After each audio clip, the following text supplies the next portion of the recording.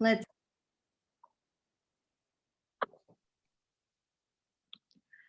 Jane, if you could start for us, your name, what you do very briefly, and then popcorn it over to somebody else.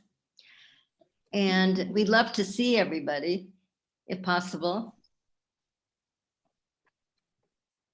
Hello and welcome. Thank you for spending this Thursday evening with us today on the eve of a holiday. My name is Jane Castellón.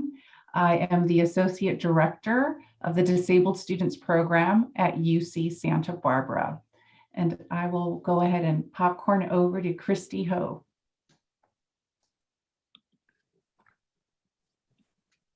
Thanks, Jane. Hi, everybody, and hi, Dr. Dela Cruz. Christy Ho, I'm the Director for University Student Affairs at Western University of Health Sciences. I will popcorn it to Nitu.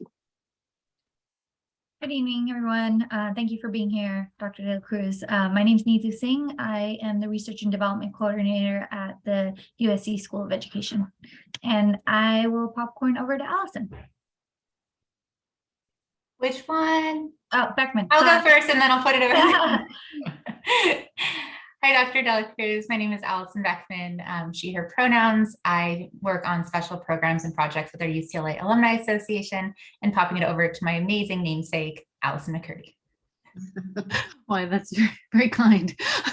I'm Allison McCurdy. I'm the Associate Director of the Honors College at Cal State LA, and I will popcorn it over to Sarah.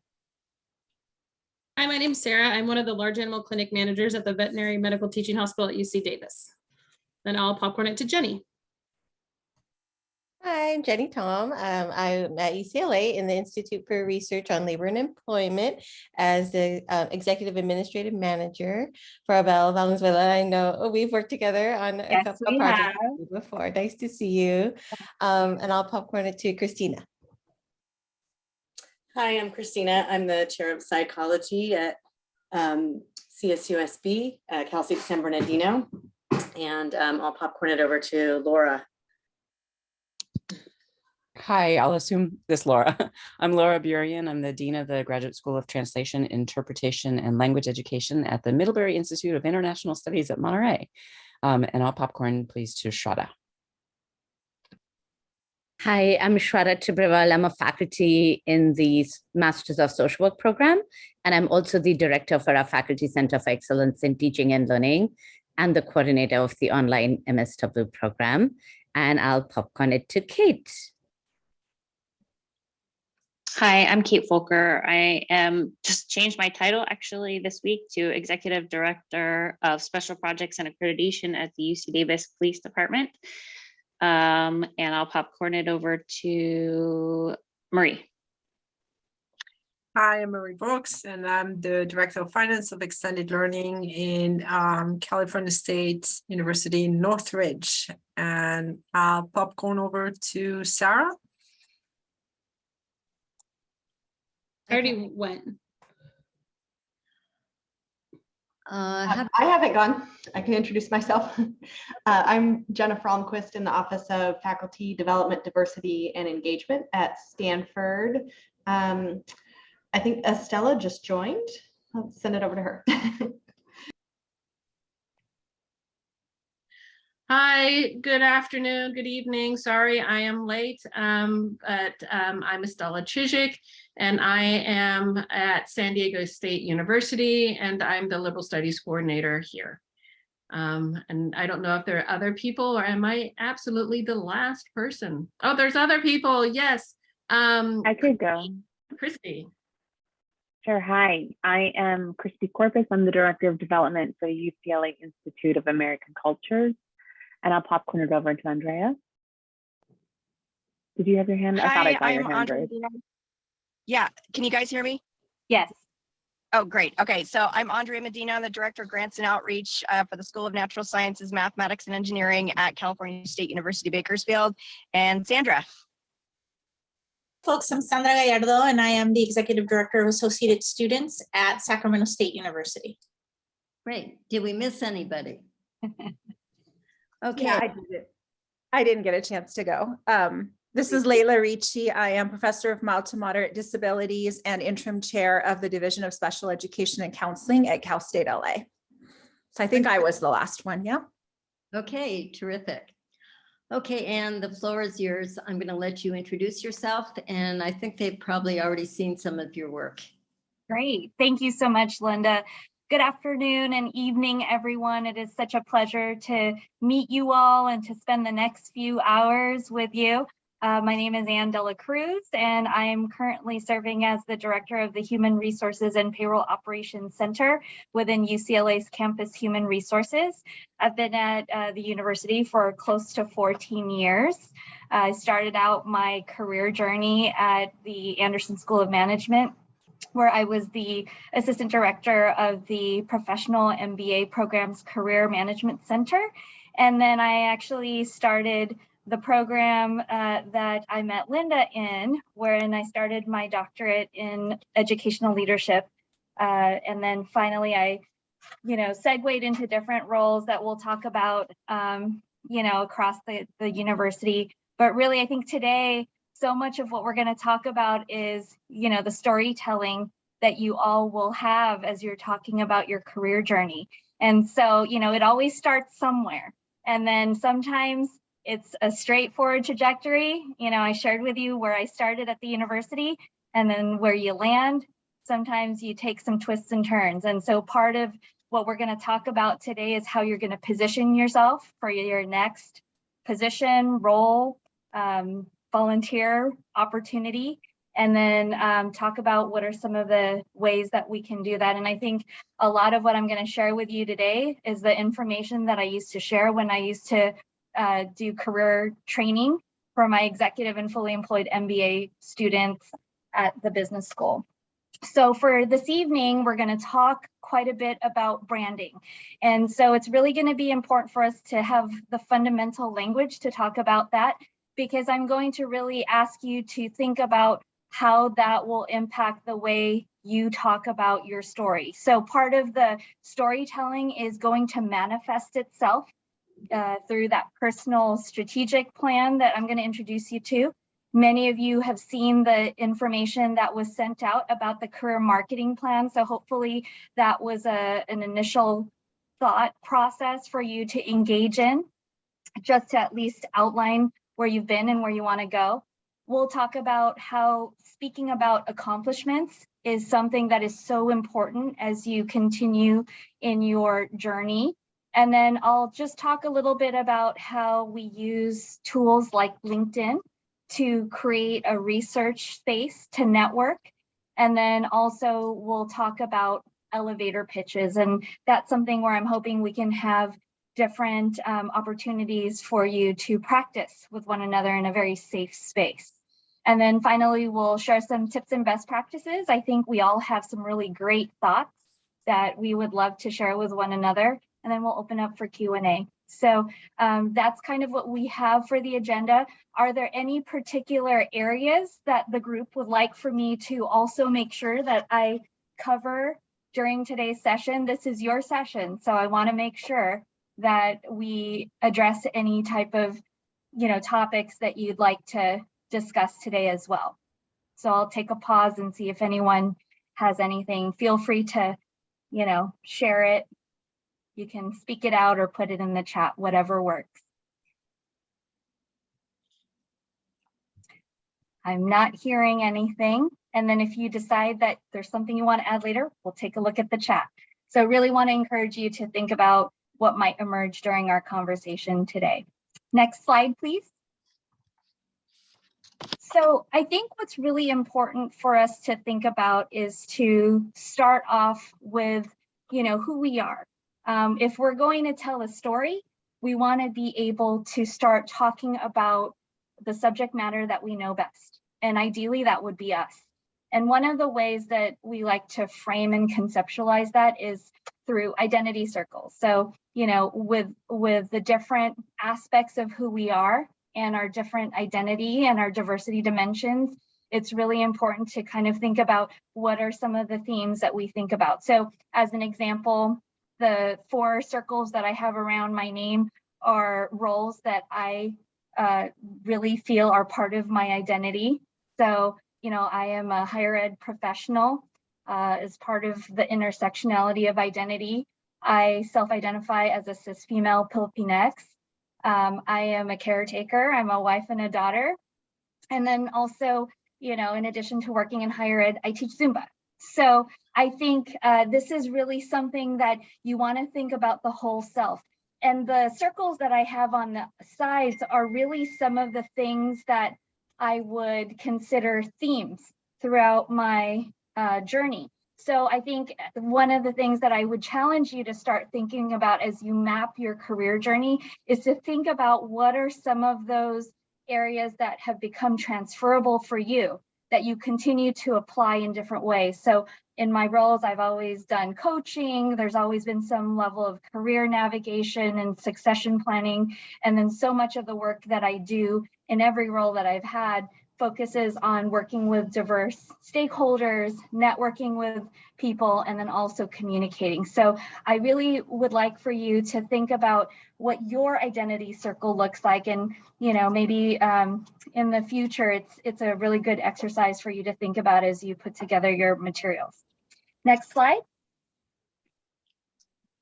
So I think it's helpful to give a little bit of background in terms of my career journey. And I think Linda and Heidi had shared some of this. And really, this is another way of conceptualizing how you look at the themes that have emerged in the career space.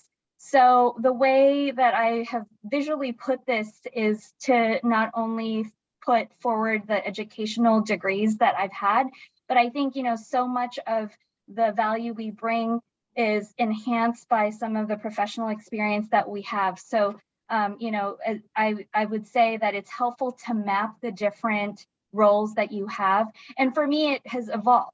I was a student at UCLA and I actually worked in banking and finance for 10 years. I was an investment banker. And during that time, I learned about application programming and web. That got me into the tech space for a little bit.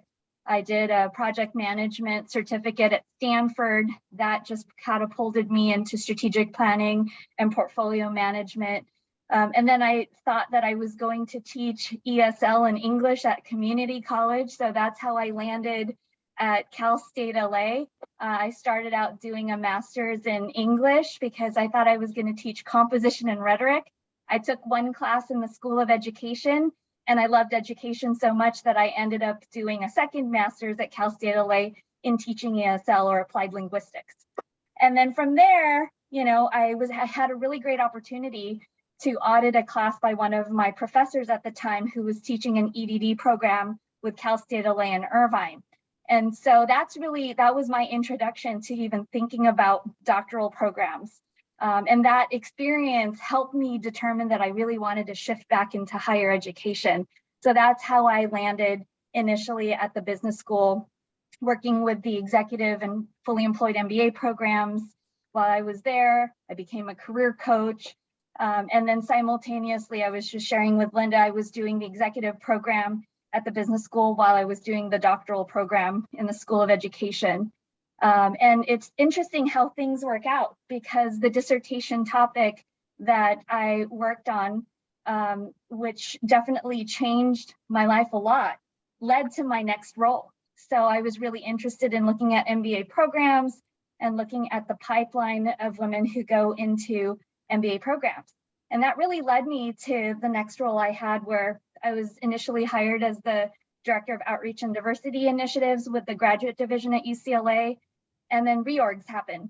And so 6 months later, the dean had asked if I wanted to take on an expanded role. And so I continued doing diversity work. And then I also became the Director of Graduate Admissions for UCLA. So, really going from the learning that I did in my doctoral program and the research I was doing and applying it to the roles in the grad division made a huge impact for me. And then finally, I moved into a space where I served as the Executive Director of Student Affairs Initiatives and Chief of Staff to our Vice Chancellor of Student Affairs.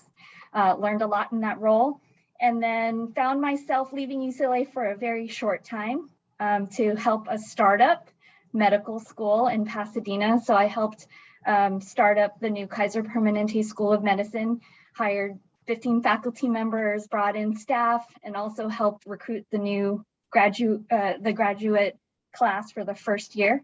And then found myself back at UCLA because life happened and my mom got ill and I wanted to be closer to my parents. So one of the vice chancellors had found out that I was around, and that's how I landed in campus human resources. So I started out doing strategic planning and then found myself being asked to consider a role where I would consolidate some HR service centers.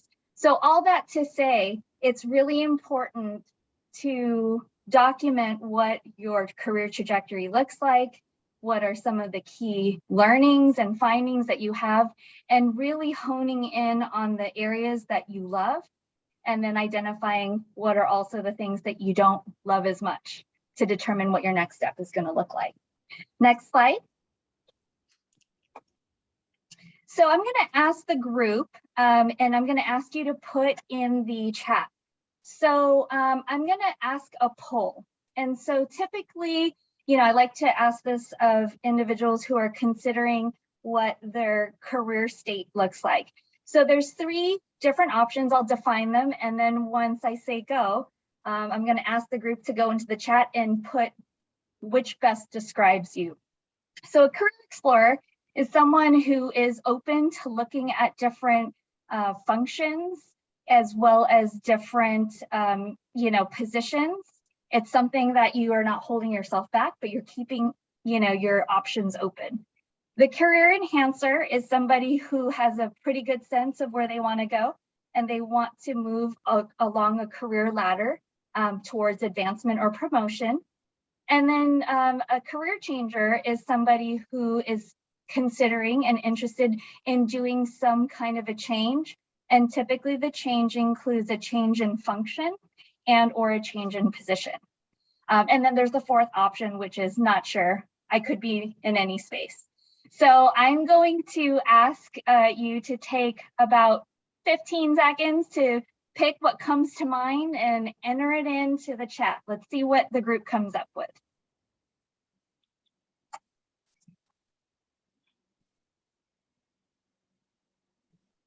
All right. So far, I'm seeing a nice diverse mix of changers, explorers, and enhancers. And at any point in time, you can find yourself in any of these categories. And one of the reasons why I always like to share this is that, it's always good to have a check-in every so often. And you'll be in different phases as you're looking at different options that present themselves to you. Sometimes you are looking for positions, and so you really create this marketing strategy. And other times you're not looking, and sometimes the positions find you as well. But it's always good to be prepared, because you really never know either when you're going to be looking for something or when someone's going to approach you for an opportunity. So I thank you for participating in that exercise. And definitely, I want you all to look at each other's responses and be a support system for one another as opportunities present themselves in your institutions.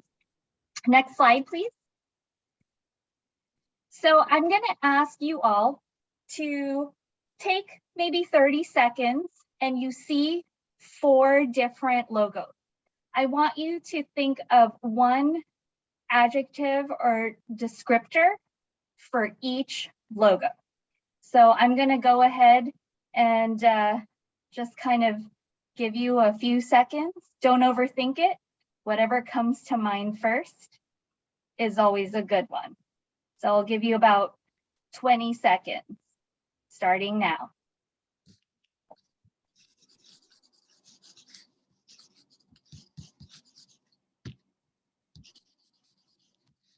And you're at the 10-second mark at this point.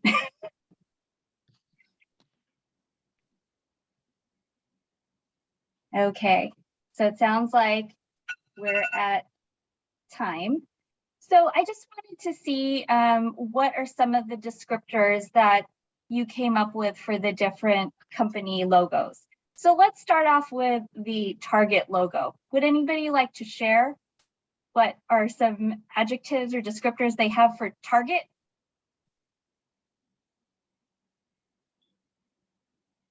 Okay, I see goal-oriented. And feel free to write it in the chat or just yell it out. We are all friends here. Focus, community. All right. So what about the Apple logo?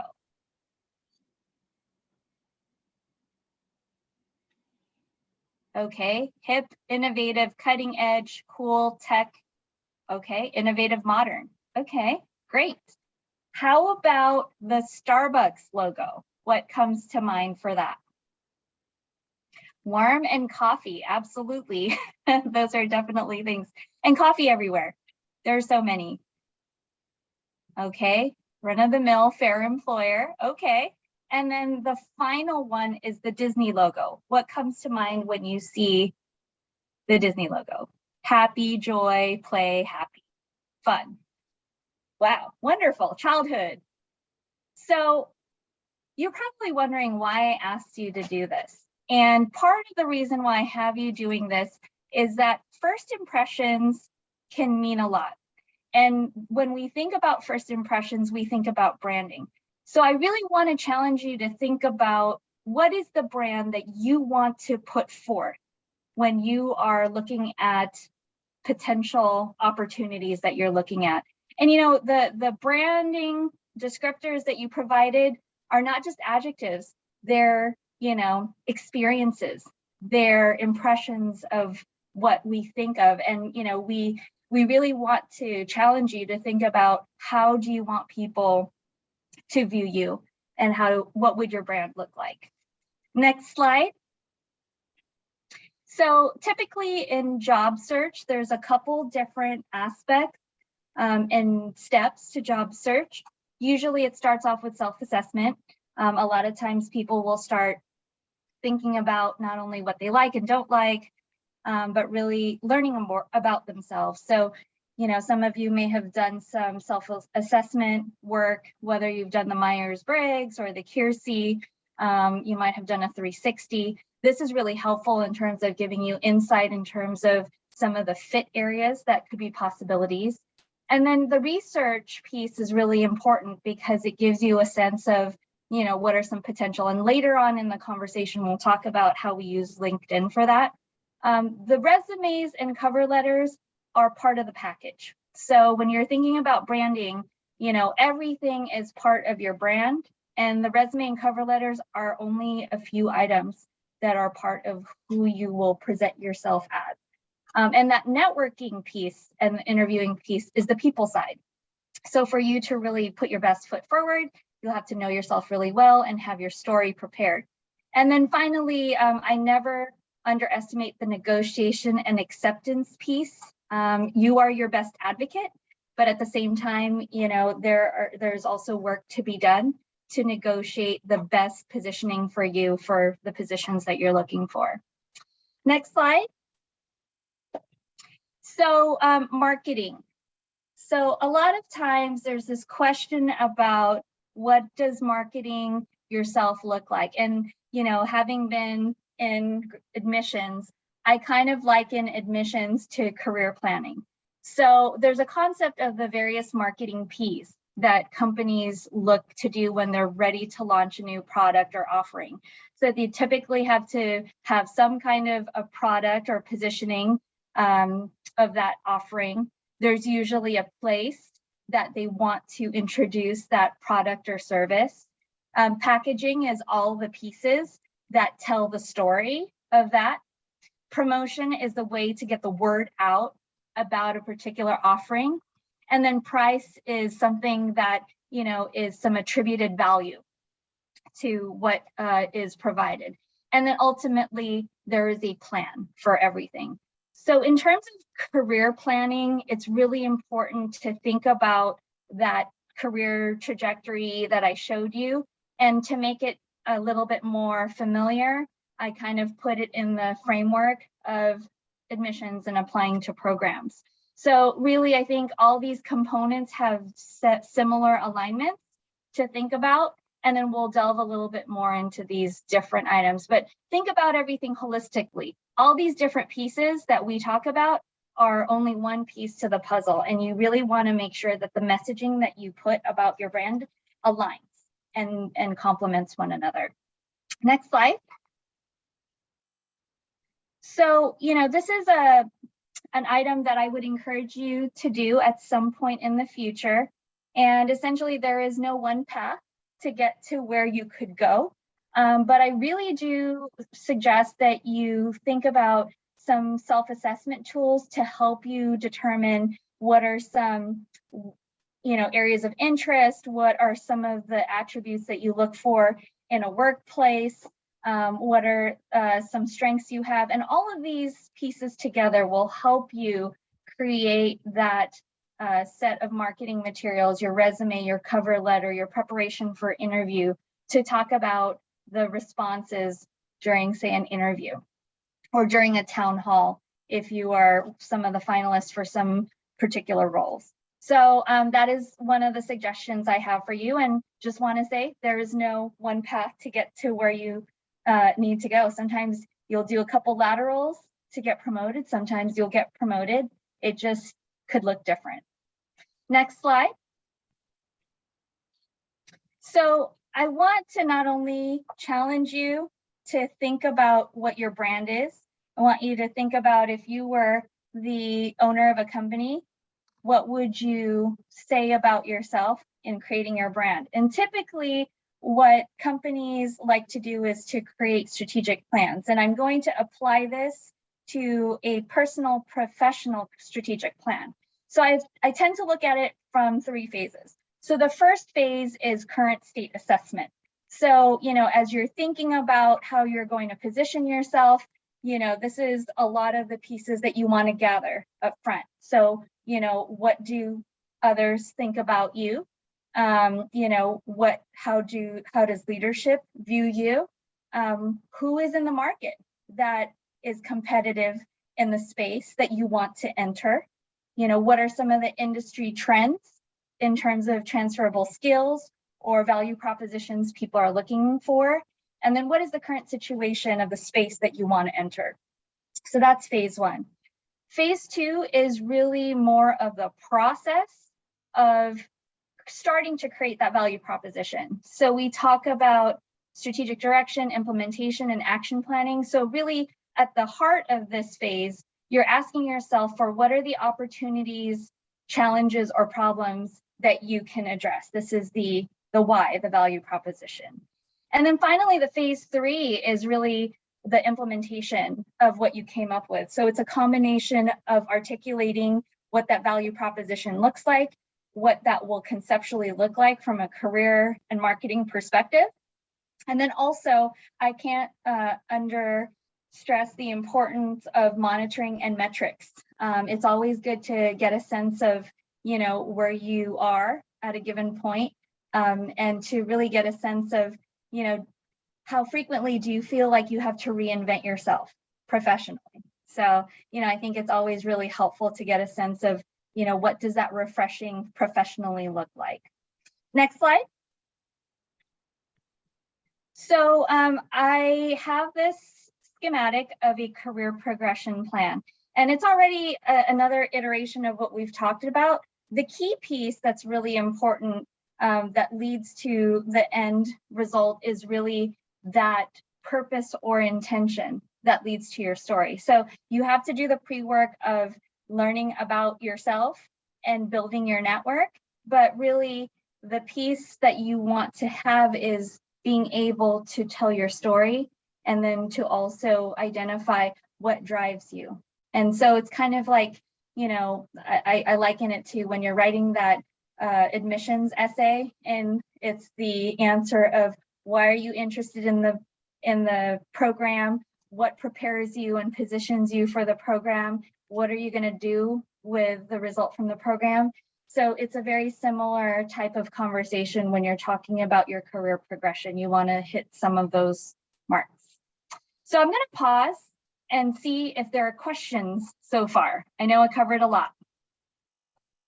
Does anybody have any questions? Are we good to move forward? I have a quick question, Dr. Yeah. I guess for you, when did you know like it was time to move on or move to that next stage? Or will you cover that? That's a great question. And, we'll talk a little bit about that later, Allison, but I think really that key component happens when you do those checkpoints and you have the metrics. So for me, initially when I started off earlier in my career, my checkpoints were a little bit shorter. So I was checking in with myself like every year. And some of the questions that I would ask is, am I still contributing? Am I still able to learn and grow? And is there still an opportunity for me to advance the work that I'm doing to also make an impact on others? To me, those were some core questions and those aligned with my values. I think once I had those assessments over time and I felt like I wasn't really making progress on those areas, that was an indicator to me that I had to start thinking about what the next move would be. So, I think those are some pieces that I thought of, but I think there might be other areas that you may want to ask when you're doing those checkpoints. And really, I would say it's helpful to identify what are some of the values that you would like to bring, and then making sure that there is still that opportunity to expand so that you can, continuously grow. I think, this is where we constantly reinvent ourselves, and, things change so quickly. So sometimes it's a matter of, also assessing the environment and seeing how you can not only use what you have brought to date in terms of skill set, competency, but also what is exciting to you, so that you have that sense of flow, that you can, be a change management person, that you can implement something that, is something that is outside of the norm. So I hope that helps, Allison. Definitely. Thank you. You're welcome. Other questions? Okay, if not, let's keep going. Next slide. So one of the things that you all have been exposed to, and this is going to be an iterative process over time, is the career marketing plan. And so it's really helpful, not only with the regular check-ins that you have, to also revisit your career marketing plan every few years. And some of the core questions that really create the career marketing plan includes priority. What's important to you? What do you value most? The other piece is, what do you have to offer? And there's not one thing that you have to offer. You bring a package of different skills and competencies. And really, it's a question of how you're going to put that together to position yourself for that target position or that target role. Your marketing strategy is going to be really important. And, we talked about the different components of not just the resume and cover letters, but you're going to be networking with people. You're going to be, meeting others. And so that marketing strategy is going to differ based on what your target position and target industry is going to look like. And then you want to also think about what are the positions you're interested in. And one of the pieces of advice that I got when I did my first career marketing plan was, don't hold yourself back. Put everything that you are interested in on paper, because you just never know where you're going to land. And each position that you take on will give you an opportunity to hone in skills that you may end up using later on or not. But I think really the key piece is to not hold yourself back. The other questions are, what are your key differentiators? There's not necessarily one differentiator, there could be multiple. And then what do you need to tell your story? So if we go to the next slide, some of the main sections that you saw are professional objective. What is pretty much that statement of what you would like to do, or the skills or types of positions you'd like to go into. Typically, they're aligned with job functions. It's helpful to get a positioning statement, kind of talking about what are your areas of competencies, and then what combination creates those differentiators for you. Target market criteria. This kind of goes back to what we talked about in terms of the marketing P's, like what is the group that you would like to connect with to learn more about a particular space that you want to enter. And then target companies, this is a question for those of you who are interested in higher ed. Do you want to work in the community college space? Do you want to work in 4-year? You know, these are some of the fit type of questions that we typically think about, and then size and scope. And then ultimately, you know, we never can stop thinking about, you know, what is our goal from a financial perspective, because it ties into total rewards and positions. Next slide. So this is an example of something that I did back in 2011. So while I was doing this, I was in the executive program myself at the business school while I was in my 2nd year of the doctoral program with Linda. And so my executive coach at the time said, Ann, fill this out. And at the time, I didn't have all of the positions filled out in section 2. I only put like the job titles. So, you know, essentially I created a target position statement, which is, you know, I really wanted to be in the higher ed space. I was really interested in programming, professional development, working on staff and student focused efforts. So that was my general theme that I knew I wanted to work on. And then when I worked on the target jobs, I was also encouraged to reach. And at the time, you know, I was an assistant director. I was very happy where I was, but you know, I thought, okay, what could I see myself doing? So I put director of career services, dean of students, director of outreach, director of admissions, director of alumni, VP of student services, director of operations, higher ed consultant, chief of staff, director of a project management office, and director of HR. So I didn't have any of the other stuff. Last year, when I did this session for the previous cohort, I thought, let me just try to fill out what I've done since 2011. And that's where I filled in all the different roles. And as I mentioned to Linda, I think the only box that I have to fill is the vice chancellor role. So, you know, I think there's something to be said about putting your goals and then really kind of looking at those trends to really, you know, work on some of those different areas of competencies. And that ties into section 3. You know, what are some of the things that not only are your strengths, but what are some of the areas that you want to work on and to develop and to help others develop? And then as you can see with the personal differentiators, it's not one thing. It's like a combination of different skills and insights. Target market, of course, the more flexible you are with target market, the more options you have. So it's always good to kind of keep that in mind. And then as you could see, you know, in terms of target company, it was a combination of types of institutions, actual institutions, and functions that I was looking at back in 2011. And then, you know, really, I just kind of thought about how do I get myself out there? And what I thought at the time was, well, I need to research more and I need to work on a statement and work on my resume. So it's really important to kind of think about putting this out there, and this will change. It could change every 6 months, it could change every year, but you know, at the end of the day, like, it's helpful to revisit this every so often. Next slide. So the one thing that is really important, and I'm very much into like project management and action planning, is it's important to identify for your next role, what is the gap that you need to fill to make it to the next role. So at the time when I was filling this out, I was still in my doctoral program. So that was definitely something that for me, I wanted the research core to do some of the work that I was doing.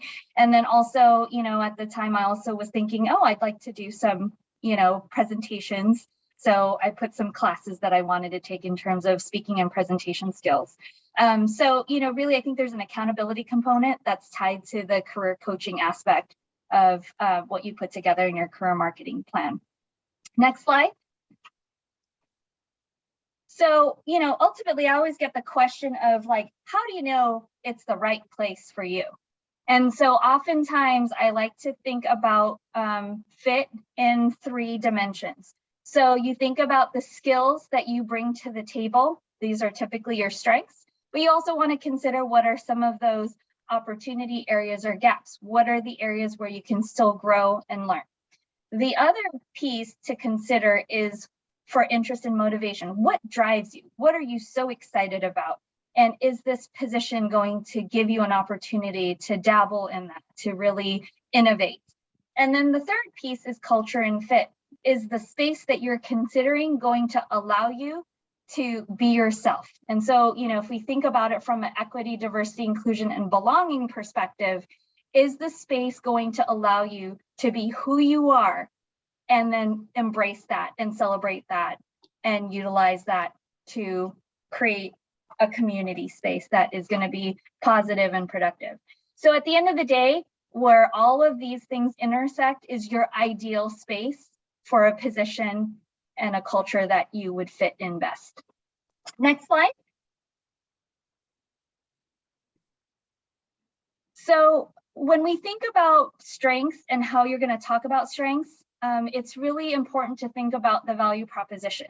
So there have been studies that have been done regarding gender that look at the comfort level of speaking about strengths and accomplishments between men and women. And the studies show that men are a little bit more comfortable talking about their strengths and their accomplishments. So really, I think for us, if it's something that is uncomfortable, if you've been, kind of told that you have to be humble when you're looking for your position, you could still be very professional, but still have all these different accomplishments to speak to your skills and competencies. So again, one of the frameworks for looking at that is being able to speak to not only what does the market need and how you meet that, but then also what you have to offer and then why it excites you. Just today, I was in a search for a senior leadership position on campus, and it was really refreshing to hear one of our finalists not only talk about the skills and competencies and experience they brought in, but they started talking to us about the excitement to innovate, to create change in this role. And so, and it comes through. So I think that's the other piece that, you don't only want to talk about, what you're good at, but you have to talk about what drives you and what excites you and what you're going to do with that. And that really creates your full value proposition. Next slide. So there is a faculty member. I think she used to be at INSEAD and then she went to London Business School. Her name is Herminia Barra. And so she has written several books on career management. And so what she would say as core to career switching is 3 steps. The first step is to really think about experimentation and taking action. You don't have to take large types of moves to try to explore whether a particular function or position is right. You might have to position yourself either on a project or a volunteer piece. The second step that she talks about is building and creating a network. So, by nature as humans, we want to have a sense of connection and belonging. So, as you're looking at different types of roles and positions, you want to think about who are the players in that space that you need to meet. And then finally, step 3 is going to be having that story that you're going to tell. And especially for career switchers, if you're going from one function to the next, you really want to start thinking about how you're going to tell that story of connecting the dot between, where you were and where you're going and why you're going there. So really, I think that might be something for some of the, switchers to kind of think about. And then in terms of career enhancers and explorers, there's a variation of continuing to build your story. So you can show that upwards trajectory or different lateral trajectory. Next slide. Ann? Yes. One thing, the group saw Ibarra's YouTube on networking. Oh, great. And one of her other YouTubes. Awesome. Yeah. I love one of her books, so. Yes, and the research that she does is so interesting. Not only does she do really interesting research in terms of career management, there are also some really key seminal pieces that she has on the role of gender in terms of work environments and teams. So if you're interested in those topics, definitely check out some of her research in that area as well. So, accomplishments, we are sometimes told that we have to be humble and we shouldn't talk about the stuff we do, but I'm going to tell you otherwise. that it is really important as you move up in your career to be able to do that with that confidence. And it's not easy, it's practice, but I'm gonna give you a formula that will hopefully help in this conversation. So next slide. So in terms of accomplishment statements, I think it's helpful to really look at accomplishments from the perspective of, actual deliverables. So, really being able to speak to the outcomes of skills that you've mastered, projects that you have successfully delivered, impressive outcomes that you have worked on, successes, and all of those pieces, really have to weave their way into resumes, cover letters, and interviews. So, really, I think building the accomplishments is going to be key. Next slide. So I would say if you haven't already done this, it's really helpful to just make a list of some of your, accomplishments that you would like to and could speak to in a potential interview or informational session. And for each accomplishment, really want to look at it either from the PAR or it's also known as STAR. So you want to look at each accomplishment in terms of what is the problem, the subject, the situation that happened, what is the action that you took, and then also what is the result, and really what was your impact. Sometimes also in conversation, we tend to talk about we or the team. And you want to have that fine balance of speaking about team accomplishments, but you also want to highlight your work as an individual contributor and leader. So it's this nice mix that you'll have to kind of think about and balance. So you'll want team contributor examples and then individual leadership contributor examples. Next slide. So essentially, if you're going to talk about an accomplishment, it helps to start off with an action verb because it really makes it something that is real. And then also being able to use metrics in terms of your accomplishment is really important. So, I look at resumes a lot in HR. And so sometimes I'll see things like, assist with, or, and to me, that's helpful, but it is not something that's going to catch the hiring manager's eye. So you really want to think about how you're going to use verbs to engage people, whether it's a resume, a CV, or even your cover letters. You want to show action, interest, excitement. Next slide. So, I just gave you some examples as you're thinking about accomplishment statements, and they don't have to be long, as you could see, but they do have to hit the mark of accomplishment and action, and then also some kind of outcome. And if you have a metric to show, some kind of scope or scale, that makes it even more, successful. So, if I just read like the first two, redesign the product ordering process by implementing a new system, which improved processing time by 30% and reduced fulfillment errors by over 10%. It's a very short line, but it's hitting on continuous improvement. It's hitting on efficiency and process improvement and management. But all that is said in that one line. If we look at the second one, led the development and implementation of a new product. It could be a service, it could be another type of offering, retaining this $10 million account. So, there's different ways to conceptualize. And in higher ed, we can create those in relation to our university stakeholders and the work we do. But ultimately, we have similar types of, goals in higher education, whether there's a financial implication, an experience implication, or even creating new services and offerings. Next slide.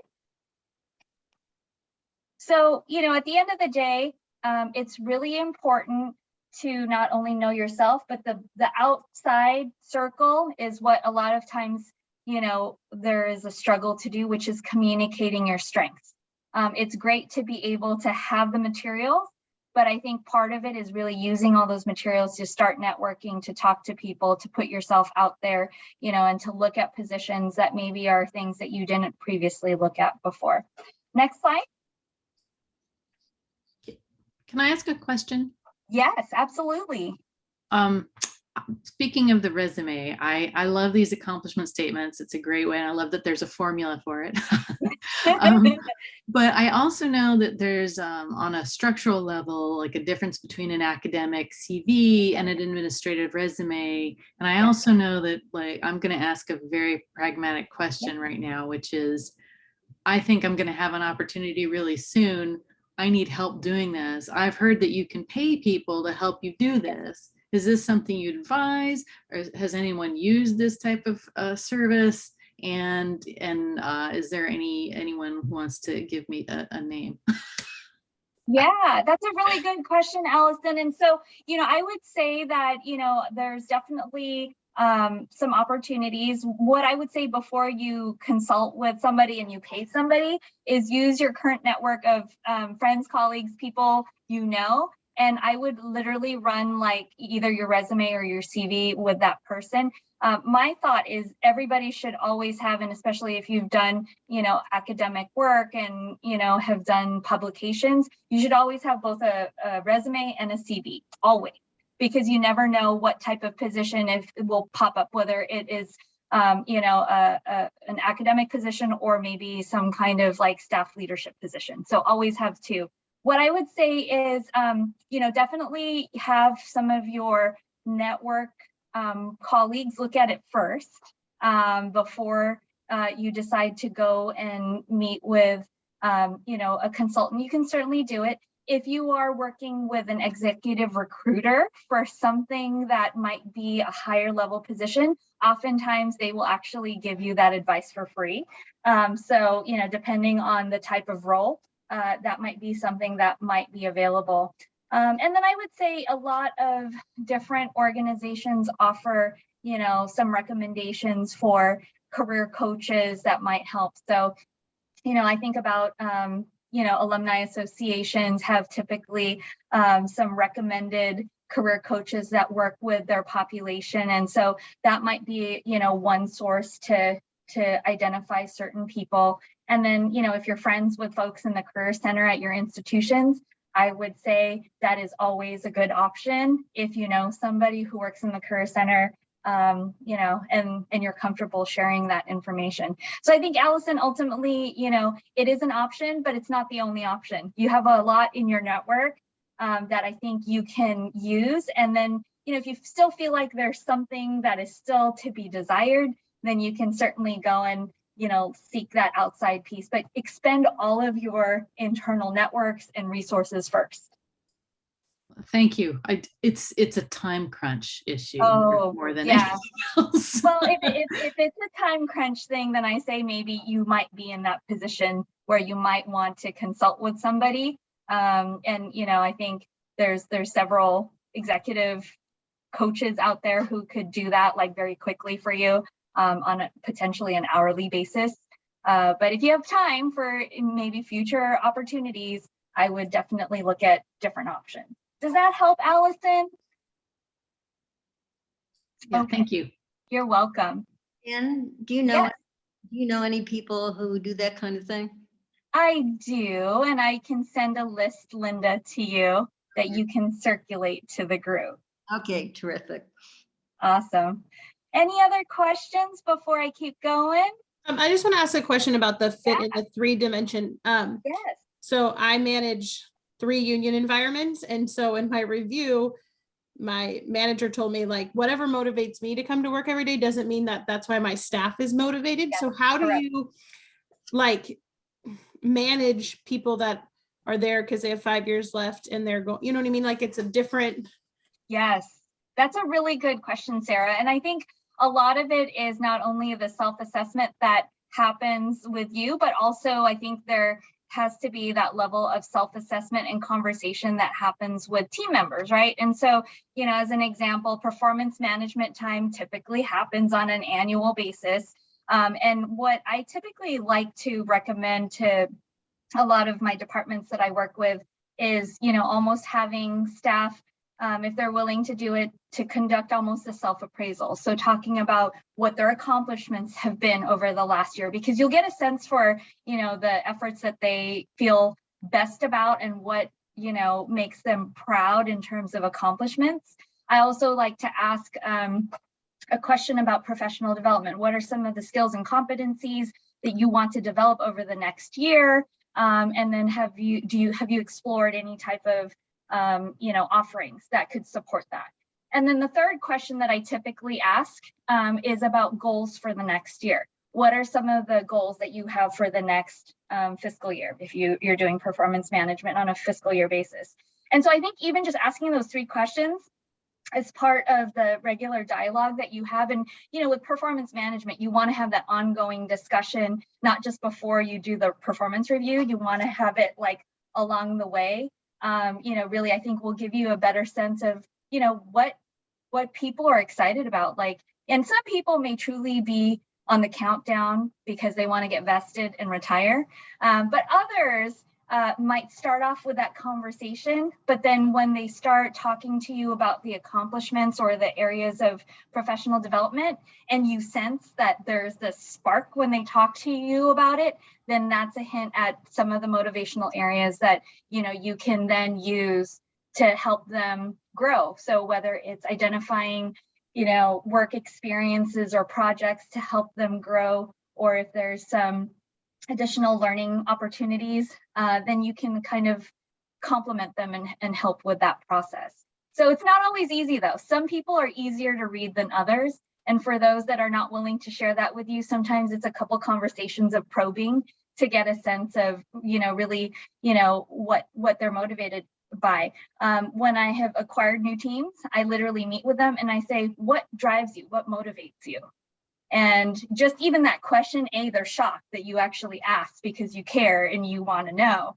And then B, really kind of probing, I think is going to be really helpful as well to say, well, if somebody says, I'm really interested in, learning, then, really saying, okay, what does that look like? What are some of the things that you'd like to be able to do? And kind of starting that. Does that help, Sarah? Yeah, that helps a lot. Thank you. You're welcome. Any other questions?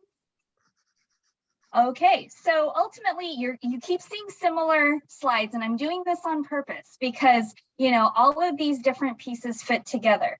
At the end of the day, the bullet that matters is keeping your options open and explore when you're exploring career opportunities. You never know where you're going to land. And, being in HR, job titles sometimes can be misleading because a job title in one institution and scope of work may not be the same in another institution or department. So I really want you to kind of really look at those job descriptions and requisitions, because the titles may not be the same and it depends on their organizational structure in different places, right? So next slide. So in terms of research for job search, a lot of times people kind of have this trajectory. They typically start with an industry. They say, okay, I want to be in higher ed. And then they start thinking about what are the spaces in higher ed that you're interested in. And typically people think about what are the companies or institutions. And then, to further identify that, it's like, okay, let's kind of hone that in. What are some of the departments that make sense? And then, essentially people go to function. And then once they have function, they're like, oh, I'm really interested in this particular department and, title. I need to find the people who work in those areas so I can talk to them, right? And so often people miss the people part, that they go through this process of doing the research, but they're not connecting with people. So this pretty much says the people part is really important as you're doing your research. Don't miss out on talking to others that are in that space. Next slide. So in terms of LinkedIn experience, it's a lot of times, folks say, how much should I put in LinkedIn? And I would say, put in whatever you feel comfortable putting on LinkedIn. At the very least, you'd like to have at least your most recent position, but it helps to have your, educational and work experience in there. And if anything, it is super helpful to join groups so that you can learn about industry trends, see what are some of the challenges and opportunities that others, in particular, industries like higher ed, run into, and then use that as a space to network and connect. And then you can also use LinkedIn to research trajectories. So, that's the piece that I think over the years for me, I have found helpful. Like if I, say, okay, I want to go into like an HR space, but I'm in student affairs, let me take a look at the LinkedIn of somebody who has done very well in student affairs and see what their career path looked like. So if we go to the next slide. So as an example, just to walk you through it. So at one point I was like, oh, I'm really interested in diversity. Let's see what kind of jobs are offered in diversity. So as you could see at this time when I did the search, there were a couple, positions that popped up, and some of the people I knew happened to be in diversity positions at different institutions. So it gave me a sense of not only who's hiring, but who do I know in the diversity space. Next slide. And then, so, what's kind of helpful also with this is that, you just continue to see more, opportunities. I would say that if there are positions that are really relatively new and posted, oftentimes the recruiters are usually quite active on LinkedIn. So there's usually going to be some kind of opportunity to try to connect with them on LinkedIn if you're interested. Next slide. So when you find somebody who you're like, oh, it's interesting, this person went into student affairs, how did they get there? So you can literally see all the different roles that they took, what are some of the things that they worked on. So, it's helpful to look at scope of the work, the type of position they had, and the type of institution that they worked in. Next slide. And then the other piece is also, getting a sense of if they have given talks on certain topics that might be interesting, because you may end up having the opportunity to do an informational interview with folks. So it's always good to know what they're working on, what they're talking about, what their research area looks like. And then next slide.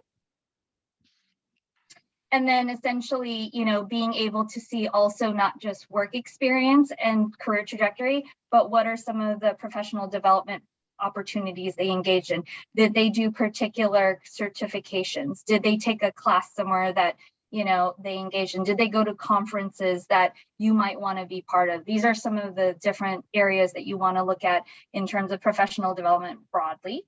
Next slide. And then at the end of the day, after looking at that, then you go back and you say, okay, I'm going to make a list of all the people I know that know these people. And what's great about LinkedIn, it is the whole 6 degrees of separation thing. So as you saw, there are individuals that are in spaces that might be like first or second or third connections. That's where if you want to meet somebody who's a second or third connection, you identify your friend on LinkedIn who knows them, and you have a conversation to ask for a soft introduction. If you get an introduction from someone they know, you are more likely to get some kind of response as opposed to doing some, like cold type of outreach to somebody. So really this again goes back to utilizing your current network to expand. And sometimes, you have to go through like 2 or 3 connections that to get to who you would like to ultimately meet, but it is so worth it. It is time invested that is worthwhile, especially if you're looking for that key position. Next slide. So informational interviewing, I can't stress this enough. If you have an opportunity to talk to people in the space that you are interested in, 3 major steps: research the person, prepare questions. You also want to think about what is the best mechanism to do your informational interview. Do you want to do it in person? Do you want to do it via Zoom? Do you want to do it by phone? Part of it is getting to know the person that you want to target to speak with. There's different comfort levels. And then the key piece that many people forget about is the follow-up and really being able to continuously provide updates. You might talk to somebody and they might say, I have a position, but you're not, it's probably not the right fit for you because you're either overqualified or underqualified, or you need to work on certain things. but another position might pop up that you do qualify for. So you want to stay, connected with that person over time. Next slide. So in terms of conducting informational interviews, oftentimes I get the question of, what do I ask? This is a list that I'm going to recommend that you might want to, determine which ones are interesting. I particularly would say that describing the culture of your company is really important, or the culture of your institution is really important, because, that really can make impact. And, you just have to make sure you talk to enough people to get a really honest answer about what the culture is like for a given space that you're looking at. And then, ultimately, when you do an informational interview, always be prepared to have an elevator pitch, because they're going to ask, tell me about you. So always have that ready to go. Next slide. So, we're going to just do a quick review of elevator pitch, and then I'm actually going to break you out into pairs if we're able to do that, and then assign it for further, development. So elevator pitches typically involve some kind of statement about what you're currently working on, what you're currently engaged in. There's also some level of discussion about competency and, the value proposition with some unique characteristics that you bring in. And at least one or two accomplishments are built in. And then there's always usually a what you want to do next or an ask. So if we look at the next slide, you're going to see a little bit of a Mad Libs kind of thing. And just to get a sense, from the group, if you have done a positioning statement, you will continue to refine it. If you haven't done one recently, I would encourage you to kind of think about what you would do, and you can fill out the little Mad Libs form and then work on it so that it becomes more of your voice, or it becomes something that is, more familiar to you. So typically in a positioning statement, you talk about what your current role is, you talk about what you like about your role, you talk about something that is an accomplishment, you segue into what you're interested in next, and then you pretty much have the ask. And a lot of people forget the last part, which is, do you know anybody I can talk to? So, you really want to keep moving and expanding your network. So if we go to the next slide, this is an example, of course, from a business perspective, because it's a little bit, but it has all the elements. It has the, what are they doing? How many years of experience?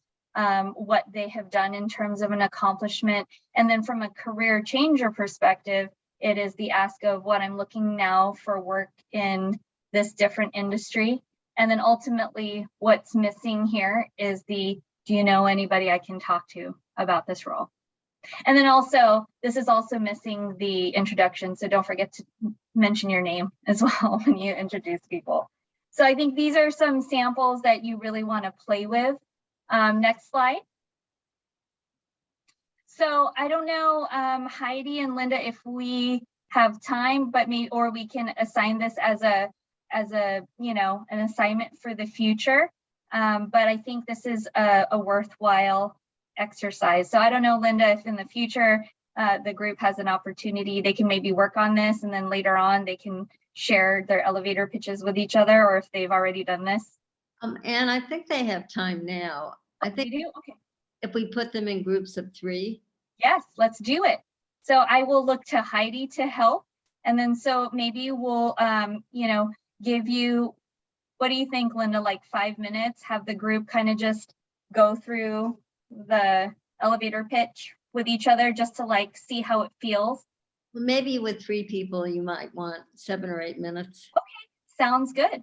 Let's do that. I'll put on my timer, and then I will ask Heidi's help to move people into room. So, please, this is a positive space, provide good feedback and support, and we will see you in 8 minutes.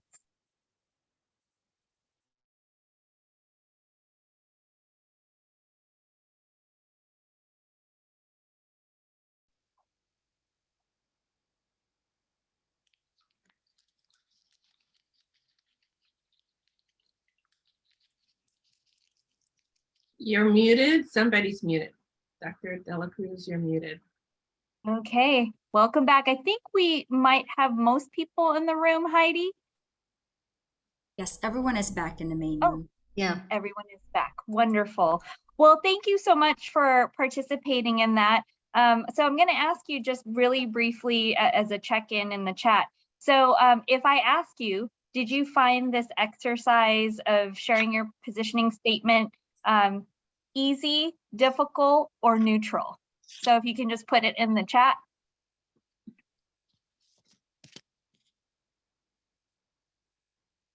Oh, a mix, easy and difficult, and need lots of practice.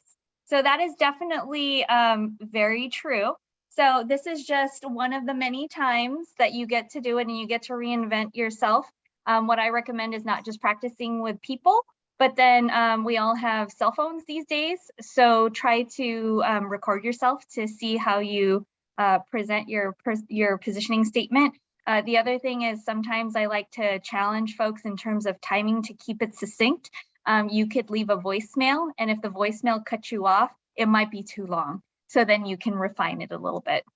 So those are some quick tips, and I appreciate you all creating the space for this opportunity to talk about your positioning statement. So I'm going to just zip through the final slides, and then we'll just have a quick Q&A. So I share this photo of an airplane. And so you never know who you're going to meet when you're en route somewhere. And so really, this is why it's important to have your positioning statement with you, because in some cases, there might be someone that you might need to connect with at a later point in time. Next slide. So one of the key things in career management is always finding a right mentor. There is not a mentor that you will find who will meet all of your mentoring needs. So you might have multiple mentors that you'll have to look at. So I think as you have conversations with individuals, it's helpful to create a framework of expectations for a mentoring relationship. I kind of like to think about it as a memorandum of understanding between the mentee and mentor in terms of what are some of the goals to be met, how you're going to create an action plan and measure certain things, and then celebrating when you feel that your mentoring relationship has met its goal. Not every mentoring partnership will be successful. So you just have to know when a mentoring situation is not a good one, that you can thank the other person and move on and find somebody else. So it's definitely something that I just always like to share with folks. Next slide. So in terms of portfolios, sometimes, it's helpful for us to think about the different ways that we have our marketing materials.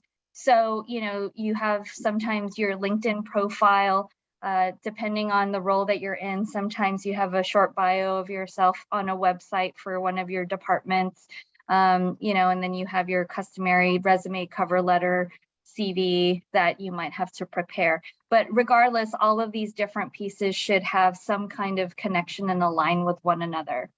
Next slide. So in terms of professional development opportunities, it is not just doing classes. There's a lot of different ways to look at professional development opportunities. So this is just some of the lists.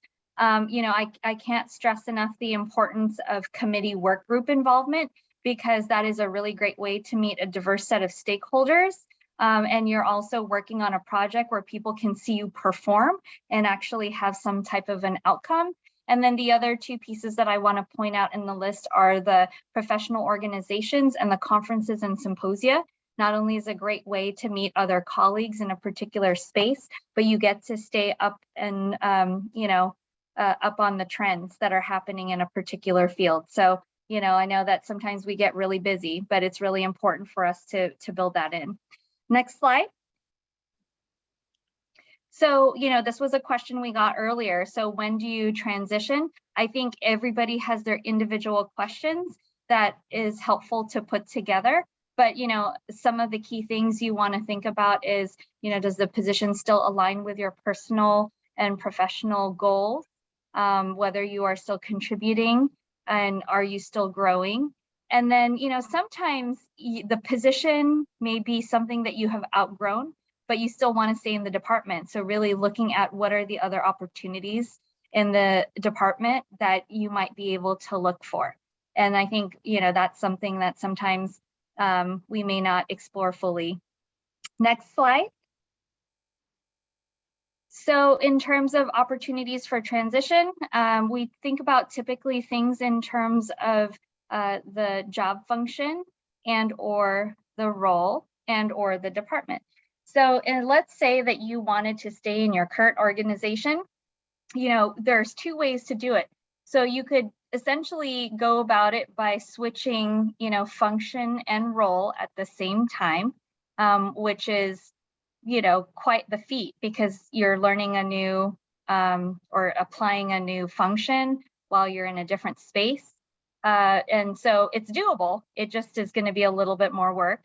Or you could switch departments, but keep the same type of role or function. So that's going to be helpful. Thank you, Christy. I hope you have a good day. And then essentially, if you decide that you want to transition to a new organization, it's a similar piece. You can make the move of changing both function and role, which takes more effort and has a higher learning curve, or you can decide to use one by either switching to a different function or a role. So, there's different ways to maneuver it. You just have to get a sense of what is the best move for you next in terms of comfort level.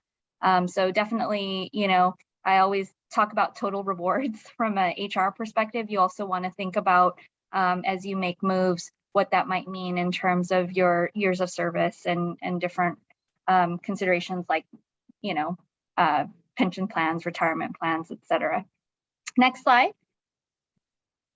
So essentially, my final words of advice is definitely think about your package. It includes everything, your resume, your cover letter, your business cards, social media, it's all, and even your voicemails, everything is all part of that process. I would also say that, really the key piece is building your network.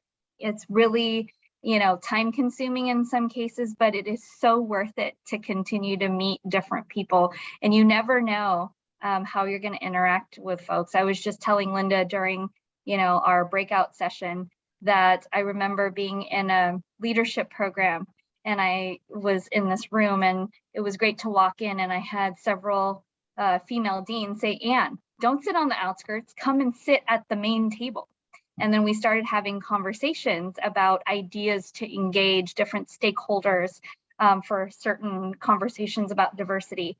And then fast forward a few years later, I'm ready to interview for this director of diversity position in the graduate school. And then as I walk in, I knew the dean's name, but it didn't really click until I saw her. And she says, hey, Anne, I remember our conversation and I really appreciated your conversation about social media. So you never know who is going to be in the space where you meet them. And at the time, my dean at the time was not the dean of the graduate school. She was a faculty member who became the dean that I worked for. So definitely worthwhile to continue to meet, engage with different folks. And then last slide is just a few tips for advancing your careers. We talked about these. These are just a quick summary. The real key point in this is the last bullet, which is taking control of your career. No one will be an advocate for you except for you.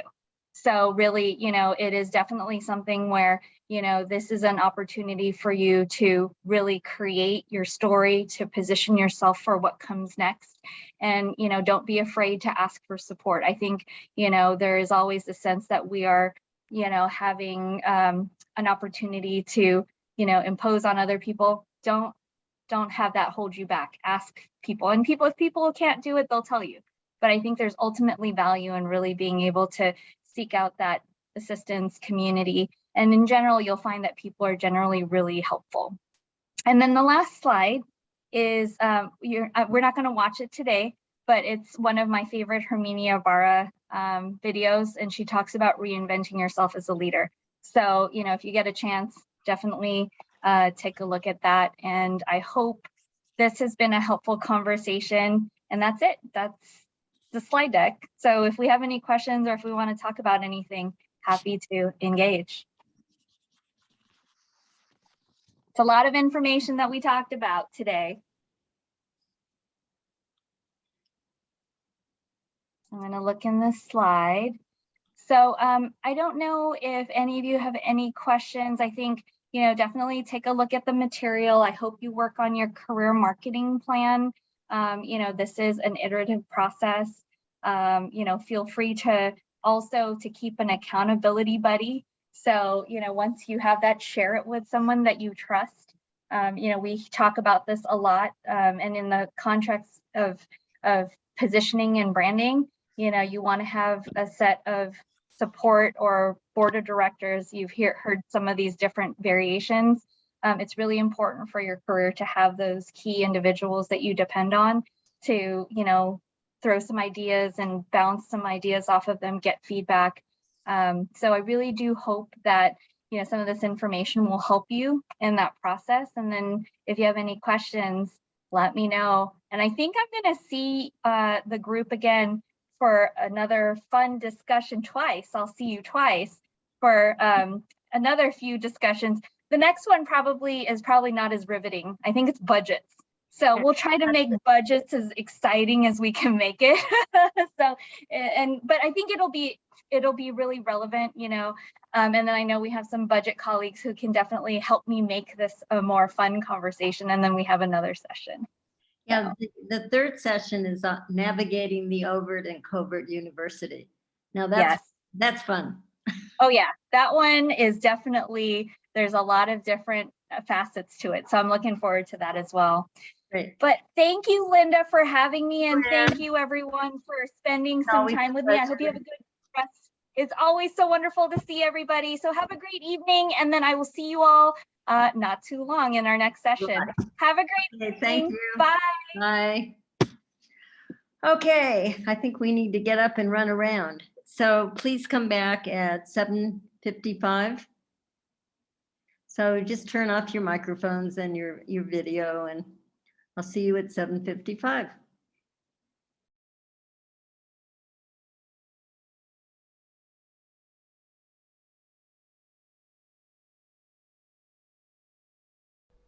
Linda, you're on mute. I'm always amazed by Anne. She could have almost any type of job and she would do well at it. She's pursued various things. One thing she brought up, which is extremely important, is your achievements. What you have done individually, how you've contributed to a group to get something done. So let's just take a few minutes and in the chat, write down what you think your number one achievement is that you've done yourself. So take a minute and think about it.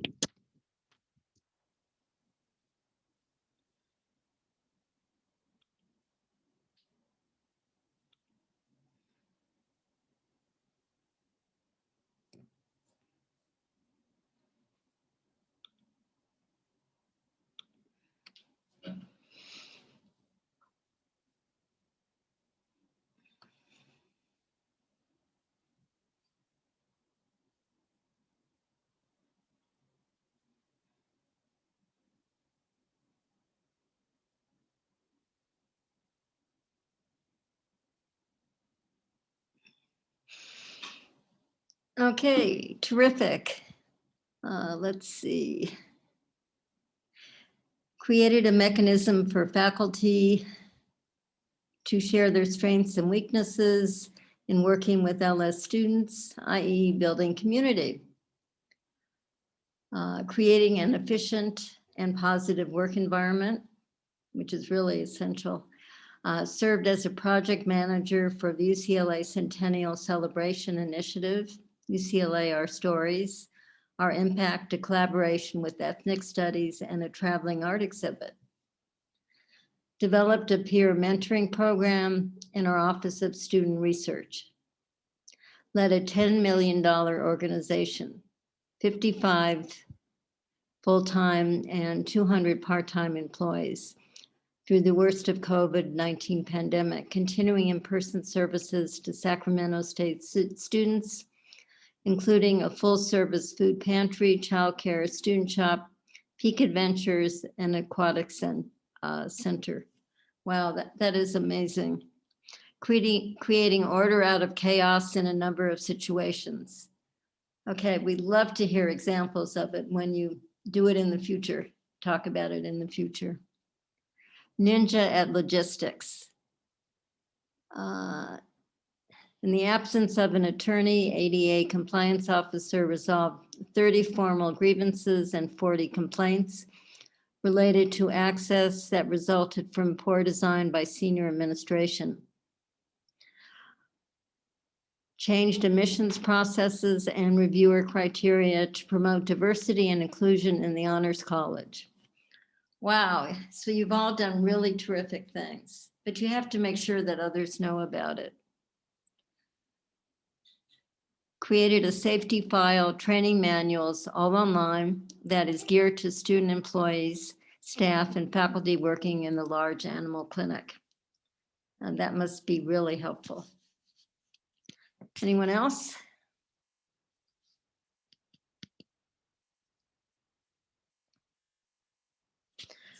Okay, so we're going to go into our mentor circles, and it'll give you some time to work on your marketing plan. You can work on any part of it that you want. Has anybody done any work on it so far?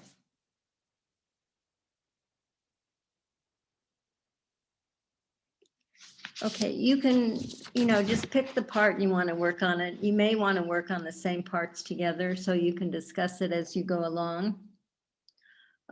Target jobs or functions list, what you've done in the past, what you're doing now. An elevator pitch, which would be about 2 minutes long or a minute and would highlight your accomplishments in a way that people can remember.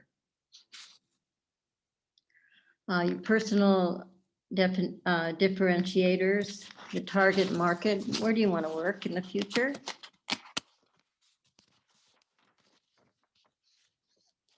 Creating a list of organizations of interest as well as department functional areas.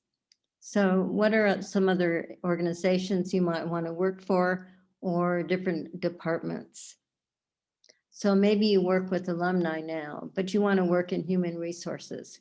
How do you make the switch? What compensation do you want? Caprice Young is going to come next time and talk about negotiation. So you may want to wait with that one. Describe activities to engage in to work on career promotion. Describe potential obstacles, gaps to meeting target positions. And then lastly, which is not last at all, your accomplishments.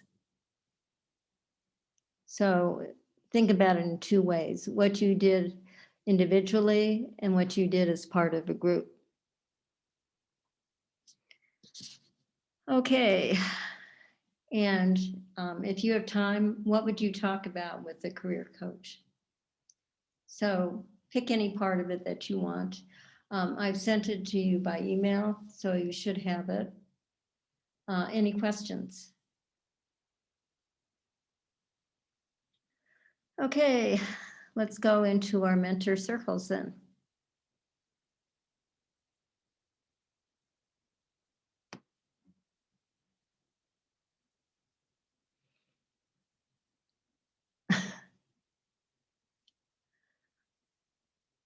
Heidi, we still have some people in here, or is this a group? No.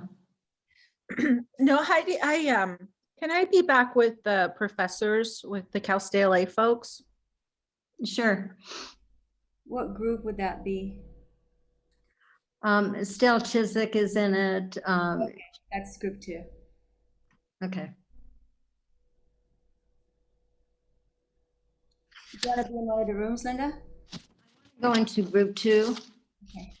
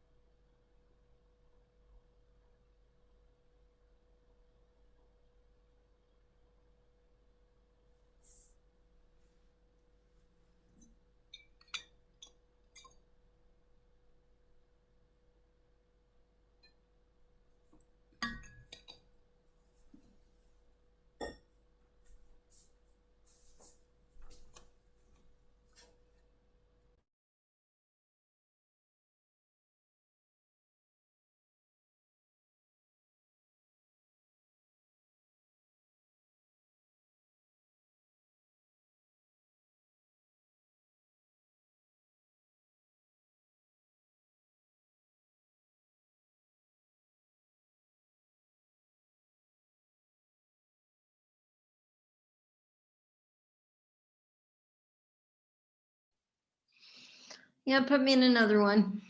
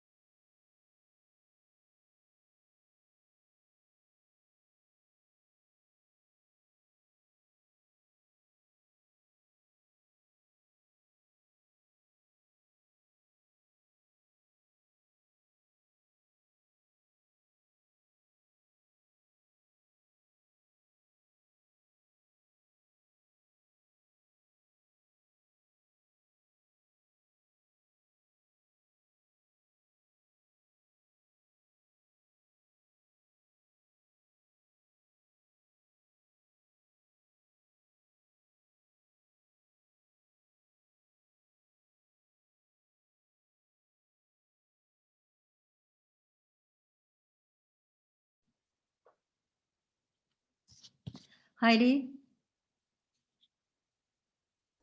Yes, Linda. are there 2 Lauras?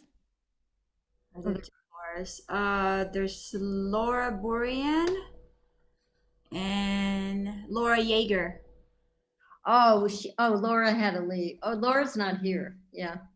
She emailed me. Her daughter's having something. Yeah, Laura Yeager, right? Yeah. Put me back into the last room. Okay.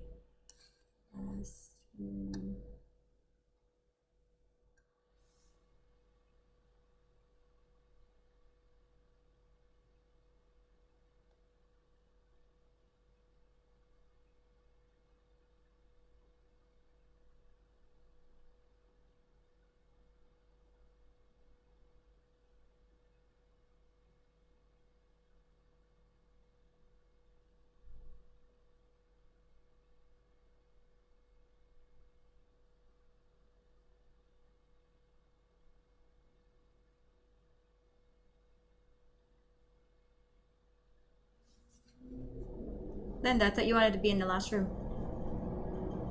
You're on mute. I wanted to be in the one I was last in. Oh, okay.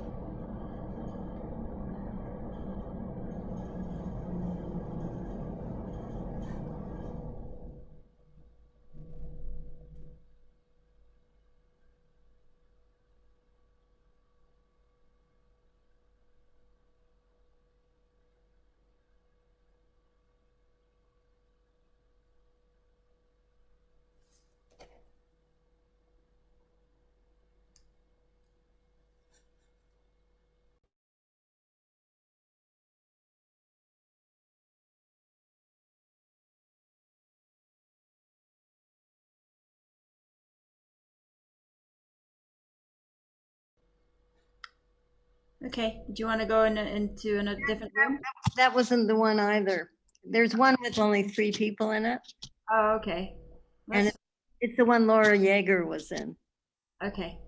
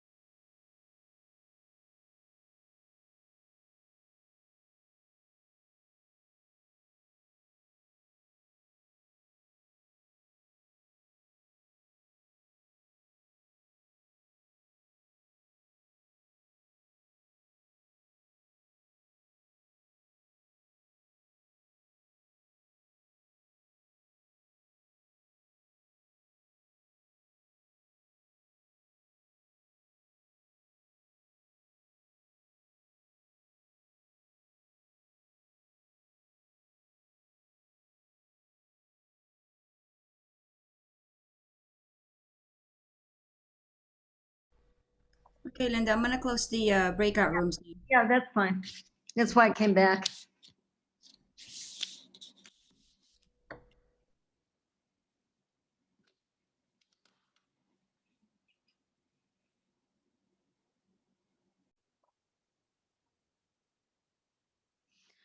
Okay, so this the session tonight is supposed to give you a lot of challenges to do. Basically to work on yourself and see if you can get a partner or two people to be accountable to, who will say, what have you done about listing or describing your accomplishments? So I'm hoping you'll do that. And I think you all have accomplishments that you don't usually think about. Okay, so the next session, we're going to have Caprice Young, who's going to talk about negotiation. And it's not just negotiating for money. It's negotiating for other things like time commitment, getting help, specific kind of help, and so on. So she's like Anne. She's done a whole bunch of different things in leadership roles. And she can really, I think, do anything, actually. Okay, after that, we're going to go to human resources and academic personnel. So that'll be on the 25th. Any questions, comments? Okay, great conversations tonight. And I'll see you in a few weeks. Bye. Take care.